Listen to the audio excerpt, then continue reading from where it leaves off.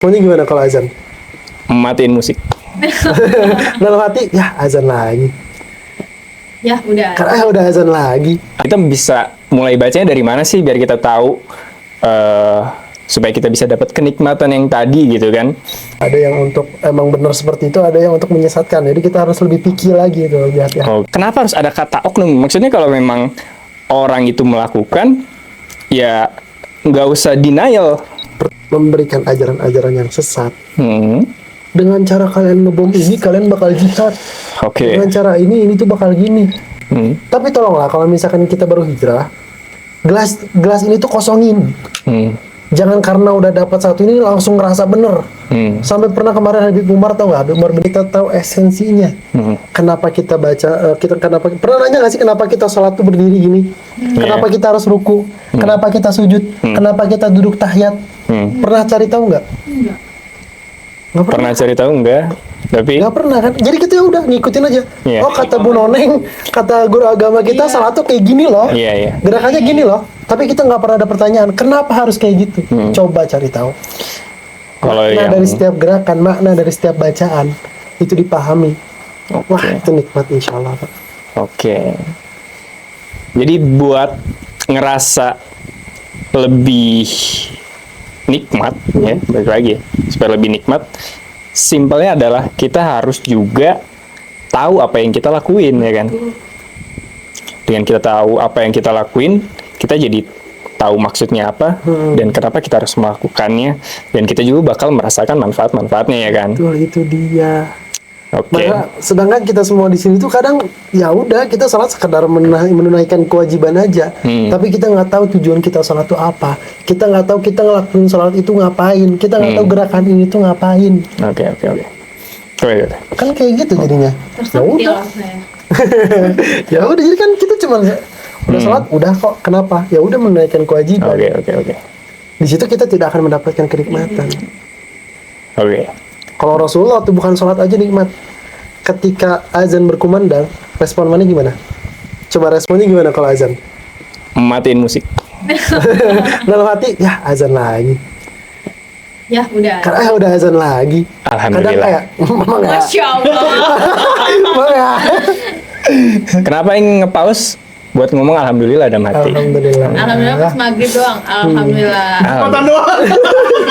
Enggak, bisa jadi itu salah satu kelebihan Rian yang dipendem. Walaupun alhamdulillahnya pas azan doang, alhamdulillah tapi kan. Alhamdulillah doang. Kadang kan ada juga orang yang ketika dengar azan tuh marah-marah, kadang udah azan lagi aja. Kalau Rasulullah beda. Apa? Farihna ya Bilal. Apa tuh? Bahagiakan kita, senangkan kita dengan azan. Azan itu bukan sebagai beban, tapi sebagai cara untuk membahagiakan diri. Azan loh. Gimana salatnya? Karena apa? Karena paham semuanya. Kenapa Rasul bahagia? Karena itu yang bahagia yang dirasakan Rasulullah. Apa kenikmatan saat mendengarnya? Nah itu nggak tahu ya, karena saya belum sampai di titik Bisa iman memahami. seperti Rasulullah. Gitu maksudnya. Jauh banget. Kita juga pengen merasakan Karena jujur ya, nikmat gitu. gue sendiri kalau azan belum sampai setitik itu, Oke. belum sampai di titik itu, jadi nggak bisa menjawab. Oke. Kadang juga lagi di jalan nih nyetir, udah azan lagi gitu, masih macet jadi malah kan gitu kan. Oke. Level Rasulullah jauh. Oke. Itu udah dapet ya poinnya ya. Sebenarnya kita supaya tahu itu harus, supaya kita nikmat tuh kita harus tahu. Oke. Sekarang poin yang cukup penting ya gitu ya. Gimana kita bisa memulainya? Kita harus mulai baca dari mana nih supaya kita tahu manfaat-manfaatnya, tahu arti-artinya gitu. Sedangkan tadi kalau baca Al-Quran secara langsung itu secara harfiah aja gitu. Tapi kan kita harus juga tahu tafsir-tafsirannya. Kita bisa mulai bacanya dari mana sih biar kita tahu supaya kita bisa dapat kenikmatan yang tadi gitu kan. Ada nggak sih referensi biar orang-orang bisa mulainya dari mana? Satu, Berguru ke siapa? ke orang-orang yang sekiranya kalian kira di lingkungan itu memiliki ilmu agama yang lebih. Oke. Itu awal mulanya. Ini bakal. Karena apa? Karena ya pasti mereka punya basic agama yang lebih tinggi daripada kita dong. Oke. Disitulah kita mulai berguru. Ketika nanti apa yang dia pahami, apa yang dia ngerti sudah kita tahu semua, baru kita tanya lagi nih, kira-kira kita belajar ke siapa lagi? Oke. Jadi yang paling penting itu cari guru. Kalau misalkan guru yang kayak gimana, gak akan belajar. Sibuk nyari guru yang ada. Oke. Jadi cari aja yang terdekat. Kira-kira siapa nih di lingkungan kita yang paham agama? Kira-kira siapa sih yang tahu lebih banyak tentang agama daripada kita? Tanya ke dia. Oke. Orang terdekat pokoknya yang ada di lingkungan kita. Jangan malah terpatok spesifik gurunya harus seperti apa. Kalau kayak gitu, nggak akan pernah jadi. Sibuk nyari guru nggak ketemu. Sibuk cari guru nggak ketemu. Itu masalahnya sekarang. Dan sekarang enaknya apa? Ada Syekh YouTube. Syekh YouTube. Bisa kita lihat di YouTube, bisa kita lihat di Syekh Google. Nah, semua lengkap tuh. Tapi hati-hati juga. Mungkin ada beberapa di YouTube yang penyampaiannya tentang agama itu beda-beda. Ada yang untuk emang benar seperti itu, ada yang untuk menyesatkan. Jadi kita harus lebih pikir lagi itu, lebih hati-hati. Oke. Cuman mulainya dari mana? Ya tadi cari dari orang di lingkungan kita yang dipandang bahwasanya beliau itu memiliki ilmu agama lebih banyak daripada yang lainnya. Oke. Itu awal mulanya. Tanya ke dia. Oke. Belajar dari dia tuh. Oke. Jadi buat startnya itu kita dengan mencari sumber paling dekat, Tuh. bisa dari guru atau orang yang lebih dekat lagi ke orang tuanya masing-masing. Nah, itu bisa. Ya, dengan begitu kita bisa mulai start. Nah, ya. Jadi jangan nunggu besok lah. Nantilah gurunya belum ada. Inilah. Jangan tunggu nanti. Kalau bisa mulai sekarang juga kenapa enggak? Jangan di nanti. Lebih cepat lebih baik. Oke. Question gitu ya. Gimana? Ini tuh soal gue sebagai umat Islam gitu ya. Kadang suka ngerasa geli sendiri sama umat Muslim sendiri gitu.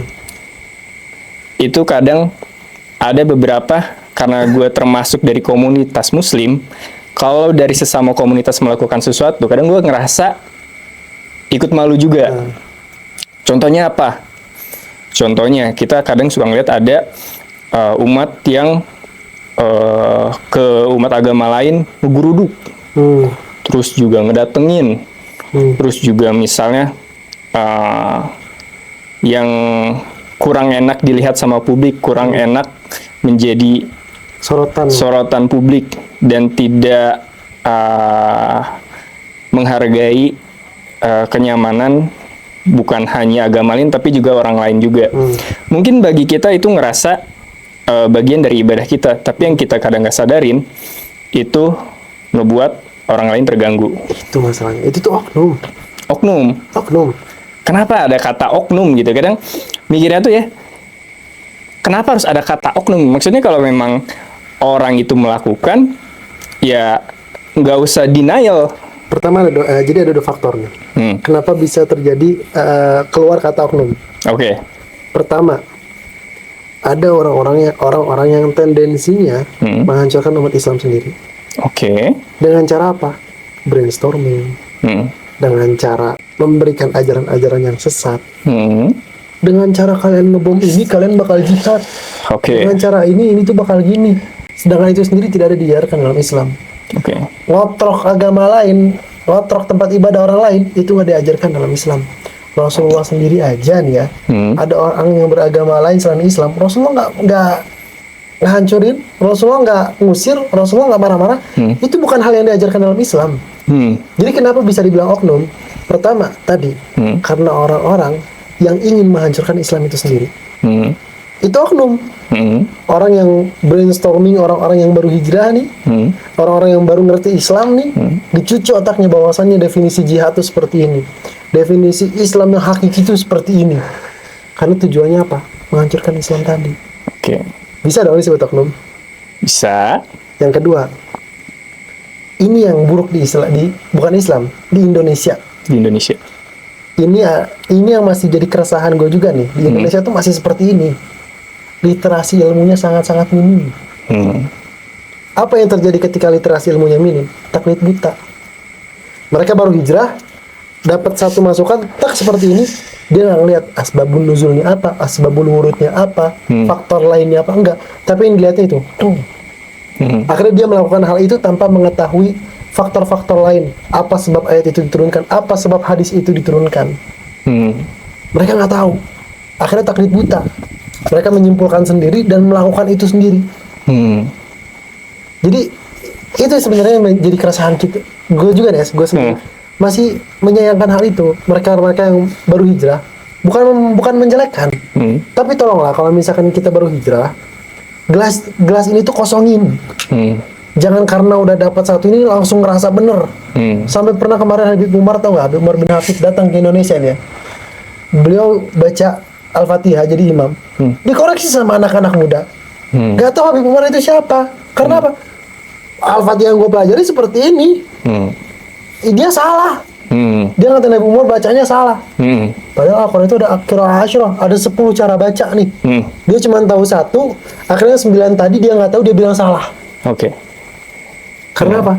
Baru hijrah, tapi tadi literasi ilmunya minim, nggak mau belajar. Itu yang menjadi masalah. Oke. Ketika melihat suatu perbedaan, bukannya jadi ranah dia untuk belajar, tapi jadi ranah dia untuk menyalahkan. Itu sering banget terjadi di Indonesia tuh. Perkara kunut nih, orang salat subuhnya kunut, nggak mau kunut, gue mah nggak kunut. Ini nggak boleh nih, nggak kunut, dosa nih. Atau sebaliknya, oh ini kunut nih, dosa nih. Itu juga jadi permasalahan karena apa? Literasi ilmunya minim dan nggak mau berkembang. Kan ada namanya madzhab, ada madhab. Pendapat imam ini loh, pendapat imam ini loh. Dan mereka pun saling menghargai. Ketika ada imam yang sholat subuhnya pakai kunut, ada orang yang nggak kunut, dia nggak mau ke masjid. Kenapa? Dia pakai kunut, itu sesat, itu salah. Imam Syafi'i loh datang ke Imam Hanafi. Imam Hanafi suruh jadi imam, Imam Syafi'i kunut. Imam Hanafi ikut kunut. Karena apa? Ya literasi ilmunya luas, pemahaman tentang Islamnya luas. Islam itu tuh saling menghargai atas pendapat, saling menghargai atas segala sesuatu. Jadi mereka nggak taklid buta. Nggak apa yang mereka tahu itu mereka lakukan dan itu benar. Padahal kan kebenaran nggak ada yang absolut dong. Nggak ada yang absolut namanya kebenaran. Tapi ini yang buruk di Indonesia itu ini sekarang jadi permasalahannya. Karena mereka tadi literasinya dikit dan mereka nggak mau belajar. Ketika masuk satu ilmu ngerasa gelasnya penuh, ada masukan lain nggak bisa, gelas gue udah penuh. Ini yang paling benar. Ini yang benar, yang lain salah. Itu yang jadi masalahnya. Kayak tadi perkara apa namanya, ini gereja kayak gitu. Kenapa bisa bilang oknum? Itu mereka yang baru hijrah dikasih ajaran ini nih, dikasih ayat tentang jihad. Mereka nggak ngeliat asbabun nuzul jihad itu apa, asbabul wurud tentang perintah jihad itu apa. Tafsir-tafsir yang menjelaskan tentang jihad itu kayak gimana. Mereka nggak cari tahu. Akhirnya apa? Gue mau jihad, gue ke gereja, bom. Kan nggak kayak gitu dong. Di Islam nggak diajarkan seperti itu tuh. Bahkan di Islam sendiri bisa dibilang jihad kalau apa? Man kharaja fi talabil ilmi. Barang siapa yang keluar dari rumahnya untuk mencari ilmu, fahuwa fi sabilillahi hatta yarja. Maka dia itu sedang berjihad. Jihad dalam Islam itu nggak harus bom-boman, nggak harus bunuh-bunuhan. Dengan kita keluar untuk belajar pun kita itu jihad. Sampai kita pulang ke rumah itu kita masih dalam jihad. Kita mencari nafkah, kita bekerja untuk menafkahi keluarga, untuk membantu keluarga, itu pun jihad. Jadi jihad itu luas. Karena tadi literasinya kurang dan nggak mau belajar. Jadi taklid buta. Makanya bisa dibilang oknum. Ini yang masih jadi masalah sampai sekarang nih. Mereka yang baru belajar kemudian menyimpulkan lalu melakukan tanpa mau memahami faktor-faktor lain yang menjadi sebab bahwa ayat itu turun. Itu yang jadi masalah sekarang. Makanya gue bilang tadi itu oknum. Gue ngerti kenapa itu bisa dibilang oknum. Orang-orang yang cuman mengutip dari satu sumber, tidak membuka pikirannya sama sumber-sumber lain, akhirnya jadi misunderstand lah. Jadi menganggap hal-hal yang mereka lakukan itu sudah benarnya absolut gitu, tidak ada kelemahan gitu. Lah itu gue rasa itu di luar kapasitas gue buat ayolah kita belajar lagi. Mungkin kita bisa ngajak, tapi kan kita punya batasnya masing-masing ya untuk ngajak ya. Sekarang yang bisa kita atur adalah diri sendiri gitu. Nah betul. Tapi yang harus ada di satu dalil, mumpung ingat ya. Ada satu dalil yang kita semua harus tahu. Man ra'a munkaran falyughayyir biyadihi. Fa in lam yastati' fa bilisanihi. Fa in lam yastati' fa biqalbihi wa dzalika adhaful iman. Ini masuk banget sama omongan lu tadi. Barang siapa yang melihat kemungkaran, falyughayyir biyadihi. maka ubahlah dengan tangannya, ubahlah dengan perbuatannya. Ajak dia, rangkul dia, ingetin dia. Fa illam yastati, kalau nggak bisa ngerangkul, nggak bisa ngajak, nggak bisa ngasih tahu dengan perbuatan, fa bilisani, maka dengan lisannya, ajak, ayo, itu nggak bener loh. Yang bener tuh gini loh. Fa illam yastati, kalau nggak bisa juga dengan lisan, fa illam yastati fa bilisani, fa illam yastati fa biqalbi, maka doa doang. Ya. Kita cukup dengan mendoakan dia. Tapi wadzalika adhaful iman. Dan selemah-lemahnya orang yang memiliki iman ketika dia melihat kemungkaran tapi dia hanya diam dan berdoa. Jadi hendaknya walaupun kita nggak punya kapasitas ya, tapi kalau kita melihat dengan jelas di mata kita ada sebuah kemungkaran, hendaknya kita mengingatkan dengan tangan ataupun dengan perbuatan ataupun dengan lisan. Karena kalau kita cuma bisa diam dan berdoa, itu orang yang imannya sangat-sangat lemah. At'aful, bukan dhaif lemah. At'af itu lebih lemah daripada yang lemah. At'aful iman, selemah-lemahnya orang yang punya iman ketika orang melihat kemungkaran tapi dia hanya diam. Diam dalam hatinya. Nah, jadi, coba lagi tadi. Ya. Potong. Berarti itu yang harus kita lakuin ya sebenarnya kalau untuk mengingatkan. Memang ada tahap-tahapnya berarti ya tadi. Betul. Dimulai dari kita secara lisan, secara sikap, perbuatan, tapi di akhirnya kita bisa dengan cara mendoakan. Betul, seperti itu. Itu untuk orang lain. Nah, sekarang untuk ketenangan diri sendiri. Ya. Kita melihat hal yang kayak gitu, kadang geli sendiri, kadang ngerasa malu sendiri karena kita bagian dari komunitasnya gitu. Mindset apa yang harus kita punya supaya itu tidak mempengaruhi kita gitu. Karena banyak di luar sana, orang ngerasa malu, akhirnya dia nggak mau disebut menjadi bagian dari komunitas itu. Karena dia udah ngerasa malu duluan. Gue nggak mau disebut-sebut bagian dari orang-orang yang kayak gitu tadi. Akhirnya dia lebih baik mundur. Nah, sebenarnya mindset apa sih yang harus kita punya supaya kita nggak ikut-ikutan malu, bahkan kita malah jadi mundur dan keluar dari komunitas muslim sendiri. Gini deh, lu punya adik nggak? Iya. Ketika adik lu bikin satu perbuatan yang memalukan, apakah lu anggap dia sebagai bukan adik lu lagi? Tetap dianggap. Terus apa yang bakal lu lakuin ke adik lu? Ngasih tahu. Bukan berarti harus mundur. Gue bukan keluarga lu lagi, gue bukan komunitas lu lagi. Tapi tarik, ayo, gak gitu loh, gitu loh. Jangan malu-maluin gitu loh. Ingetin. Jadi bukan malah menghindar, bukan malah menjauh, dan bukan malah keluar. Tapi kita rangkul, kita kasih tahu, lu gak boleh gitu, gak boleh malu-maluin. Itu gak bener. Ingetin. Selagi emang yang apa kita lihat itu salah dan bikin benar-benar kita malu, kita yang punya hak untuk ingetin. Kita punya hak kok, karena apa? Al-Muslim ikhwanul Muslim. Pokoknya Muslim itu kepada Muslim lain itu saudaraan. Semua kita tuh saudaraan. Jadi kalau ada orang Islam di sana yang bikin malu, itu bukan siapa-siapa, itu saudara kita. Itulah kenapa jangan orang malah mundur, ingetin. Itu yang kenapa orang banyak ngerasa malu, karena memang udah ditanam, emang udah ngerasa kita tuh bagian dari saudara. Itulah kenapa orang banyak yang ngerasa malu. Nah, tapi yang salah ketika punya mindset keluar dari komunitas itu karena apa? Dia bikin malu. Justru sebaliknya, kita itu keluarga. Gak mungkin gara-gara adik lu bikin sebuah perbuatan yang memalukan, lu gak anggap dia lagi di kakak, hapus dari kakak. Gak mungkin dong. Justru sebaliknya, kita akan ngerangkul dia dan ngingetin dia. Itu pun sama dengan Islam. Kita harus rangkul dia, ingetin dia. Itu tuh gak benar. Itu tuh salah. Kalau kita ngerasa gak punya kompetensi untuk mengingatkan, kita cari orang yang punya kompetensi itu, kasih tahu. Kasih dia, arahin dia, kasih tuh sharing sama dia tuh. Yang benar tuh kayak gimana sih? Kalau kita ngerasa belum cukup ilmunya, ngerasa belum pede untuk ngejelasin, tarik dia, bawa ke orang yang tepat, jelasin di situ. Jadi jangan malah, ini bukan gue nih, gue keluar dah, gue malu dah, kayak gitu. Sebaliknya, justru kita harus merangkul dia agar tidak berbuat yang hal-hal yang memalukan lagi. Gitu loh kawan. Iya, benar. Supaya kita bisa ngerasa lebih enakan juga. Betul. Bisa dengan cara Tapi sama sih itu keresahan gue juga sampai sekarang. Banyak banget orang-orang yang bikin malu di Indonesia tuh. Dia Islam tapi dia bikin malu gitu loh. Kita umat mayoritas, umat paling banyak, tapi masih ada aja orang-orang yang mau bikin masjid aja buka kencengan di pinggir jalan. Kenapa gitu loh? Kalau nggak bisa bikin masjid gak usah paksain. Kita dilihat sama orang lain malu gitu loh. Aduh ya Allah, itulah yang Oke. Masih memalukan lah. Dan mudah-mudahan kedepannya kita bisa merubah umat Islam ini tidak membuat Iya. hal-hal yang memalukan lagi. Iya.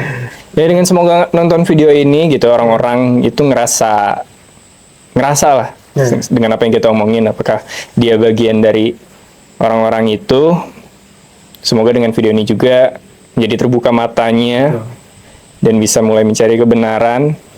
Lagi-lagi nggak dari satu sumber, tapi juga dari sumber yang kredibel. Satu lagi, ketika kalian baru hijrah, tadi bahasanya bukan berarti gue rasa sama orang yang hijrah ya. Justru gue senang kalau ada orang yang hijrah. Justru gue senang kalau ada temen gue yang mulai ingat sama Allah lagi. Tapi ingat, pokoknya minta tolong jangan ngerasa gelas kalian itu penuh dengan satu guru. Karena ketika kalian ngerasa gelas kalian penuh ketika belajar sama satu guru, kalian bakal taklid buta, bakal menyalahkan ajaran-ajaran yang lain. Gelasin kosongnya, ketika ada ilmu apapun masukin semuanya. Baru tampung semuanya, dipikirkan dengan akal. Itulah tujuan Allah menciptakan akal, agar kita bisa apa? Bisa menyaring info-info ini yang benar yang mana, yang salah yang mana. Tapi jangan sampai gelas kita tuh ngerasa penuh, kosongin. Masukin semua, tampung semuanya, baru kita saring. Yang logis mana nih? Yang nggak logis mana nih? Yang benar mana? Yang salah mana? Baru ditampung itu semuanya. Jangan ngerasa gelasnya penuh sehingga yang dia pelajari satu itu ngerasa itu paling benar, yang lain salah. Jadi teman-teman mohon dengan sangat jangan sampai kalian itu ketika baru hijrah ngerasa paling benar. Tapi kosongkan gelasnya, belajar sebanyak-banyaknya. Kalau udah belajar sebanyak-banyaknya, insya Allah indah deh. Kalian bisa melihat Islam dari berbagai macam perspektif. Wah, itu cakep banget. Oke. Jadi gitu Mas Rian. Iya, itu ngebuka mata gue banget sih. Hal-hal yang gue resahin belakangan ini sih. Mulai dari tadi ya kewajiban sampai apa sih yang lagi gue rasain sekarang. Mudah-mudahan bukan hanya sekedar didengarkan dan membuka mata, tapi ada perbuatan dan tindakan yang menjadi lebih baik lagi. Bukan buat Rian doang, tapi buat gue sendiri juga. Karena apa yang gue omongin ini, pertama bukan 100% benar, dan kedua sebagai pengingat juga untuk diri gue sendiri. Itu sebagai cambuk, tau gak sih? Kayak cambuk karena tuh kena ke sendiri itu. Jadi nyambuk diri gue sendiri juga, ngingetin diri sendiri juga. Biar kedepannya gue juga, oh gini ternyata yang benar tuh. Sambil ngingetin diri sendiri. Mudah-mudahan lah kita semua bisa sama-sama saling berkembang dan menjadi lebih baik lagi. Oke. Kalau misalkan kalian teman-teman ada punya keresahan atau pertanyaan yang ingin didiskusikan, coba tulis di komentar. Nanti insya Allah kita bakal jawab di video selanjutnya. Oke. See you. Terima kasih. Terima kasih Mas Rian atas kehadirannya. Oke. See you. Bye. Bye-bye.